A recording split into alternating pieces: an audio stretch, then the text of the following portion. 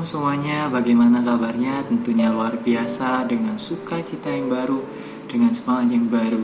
Hari ini kita bisa bersama-sama untuk menaikkan pujian kita, untuk memulai kita mengucap syukur, untuk kita datang pada Tuhan tentunya, bawa korban pujian kita yang terbaik, untuk kita sama-sama saat teduh, sama-sama kita mendengarkan firman Tuhan, untuk sama-sama kita renungkan apa yang Tuhan sampaikan hari ini, bagaimana Tuhan itu baik, bahwasanya untuk selama-lamanya.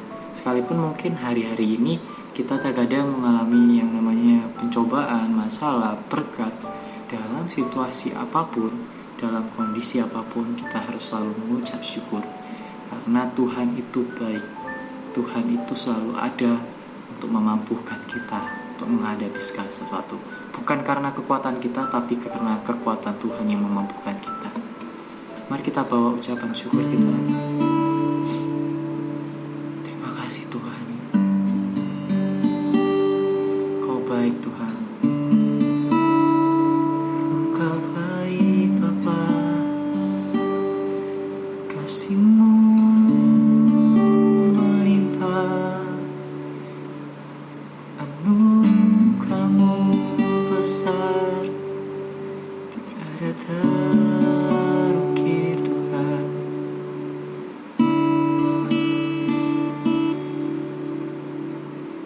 Hanya Engkau juru selamatku, Tuhan Kau setia padaku. Yang ku pegang hanya janji-Mu, ku percayakan hidupku. Ku sembah Kau Allahku, Bapa dan sahabatku,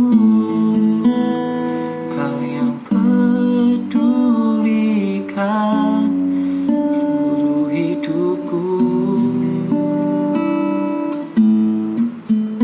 Walau lewati lembah, aku tak ditinggalkan. Yesus kekuatan di hidupku.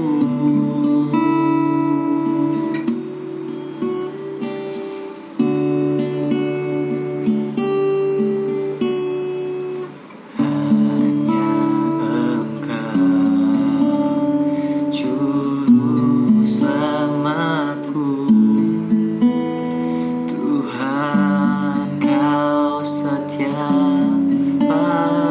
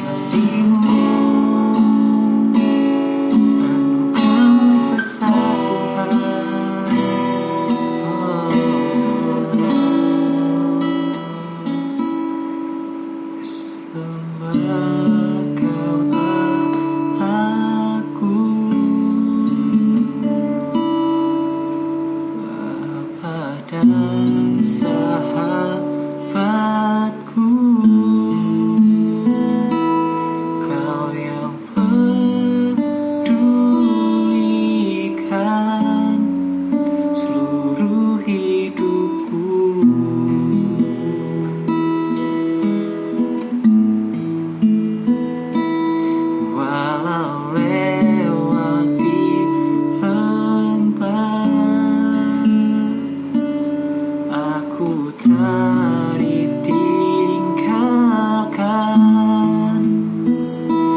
Yesus kekuatan di hidupku.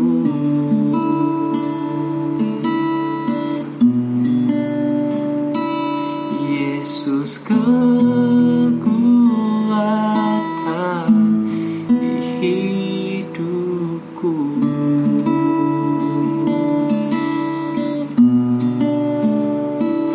Yesus kekuatan di hidupku.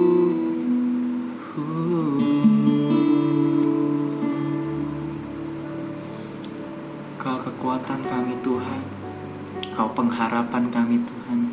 Hanya di dalam-Mu kami berserah Tuhan, hanya bersama-Mu kami berjalan Tuhan.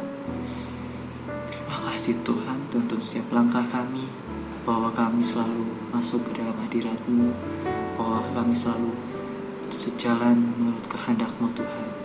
Dalam nama Tuhan Yesus Kristus, haleluya, amin. Shalom semuanya.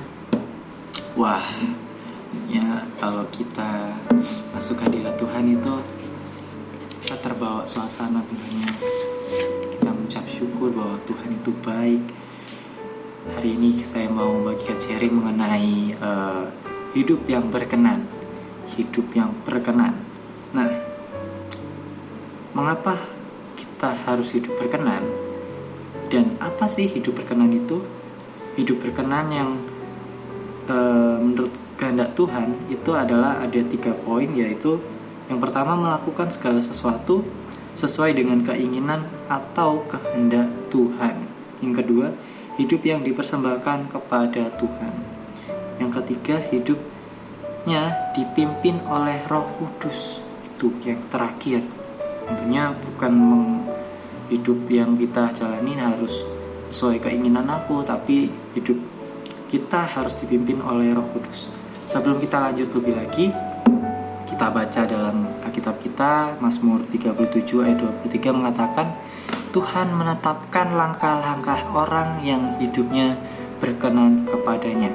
Oke, sekali lagi kita baca, Mazmur 37 ayat 23 mengatakan, Tuhan menetapkan langkah-langkah orang yang hidupnya berkenan kepadanya. Tuhan menetapkan.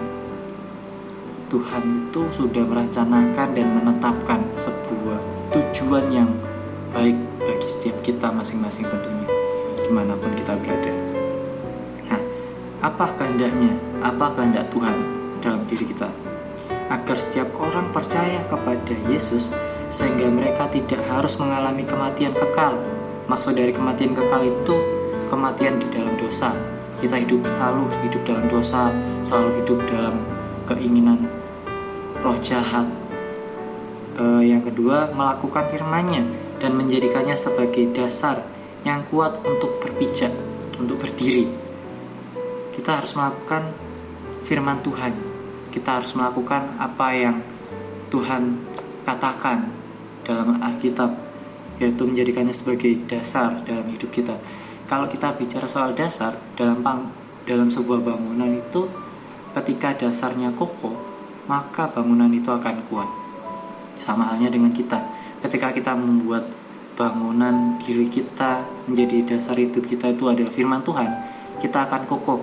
Ketika kita dihadapi sebuah masalah, ketika kita dihadapi sebuah tantangan, kita akan kokoh, gak akan tergoyahkan, gak akan terkalahkan tentunya bersama Tuhan. Melakukan firman-Nya adalah membangun gerejanya, baik secara individu maupun secara kelompok. Membangun gereja itu bukan hanya di gereja, tapi di keluarga kita, di lingkungan kita, di teman-teman kita. Mensaksikan kuasanya melalui hidup yang dipenuhi oleh Roh Kudus. Ketika kita mengalami kuasa Roh Kudus, kita harus menyaksikan. Tentunya kita harus juga bersaksi bahwa kebenaran firman Tuhan itu seperti ini loh gitu. Nah, semua hal tentang Yesus tentunya harus kita pancarkan dalam hidup kita. Kalau kita ingin menurut hidup berkenan kepada Tuhan, itu harus benar-benar melakukan hal-hal yang ada yang aku sebutin tadi 3 hal itu, yaitu yang pertama melakukan segala sesuatu sesuai dengan keinginan atau kehendak Tuhan, yang kedua hidup yang dipersembahkan kepada Tuhan, yang ketiga hidup dipimpin oleh Roh Kudus. Jadi ketiga hal itu sangat penting dalam hidup kita karena supaya hidup kita itu berkenan. Karena ketika hidup kita berkenan, Tuhan sudah menyediakan yang terbaik. Tuhan sudah menetapkan langkah-langkah yang terbaik buat kita untuk kedepannya, untuk masa depan kita tentunya. Sampai sini renungan kita. Mari kita tutup dalam doa. Bapa, kami mengucap syukur Tuhan buat rema yang Kau berikan Tuhan. Kami akan hidup berkenan sesuai kehendak-Mu Tuhan. Kami mau belajar lebih lagi Tuhan. Kami mau dituntun oleh Roh-Mu Tuhan. Kami mau dituntun oleh Roh Kudus. Lawat setiap kami Tuhan. Setiap aktivitas yang kami lakukan biarlah seturut kehendak-Mu Tuhan, seturut kehendak-Mu Tuhan. Biarlah apapun yang kami lakukan itu selalu baik dan selalu berkenan bagi-Mu Tuhan. Berkati orang-orang sekitar kita Tuhan, yang mereka mungkin saat-saat ini mengalami kesusahan Tuhan. Biarkan mereka belajar lebih lagi untuk membawa fondasi firman-Mu ke dalam kehidupan mereka Tuhan. Di dalam nama Tuhan Yesus Kristus, haleluya, amin. Sampai di sini, sampai berjumpa di minggu depan. See you and God bless you.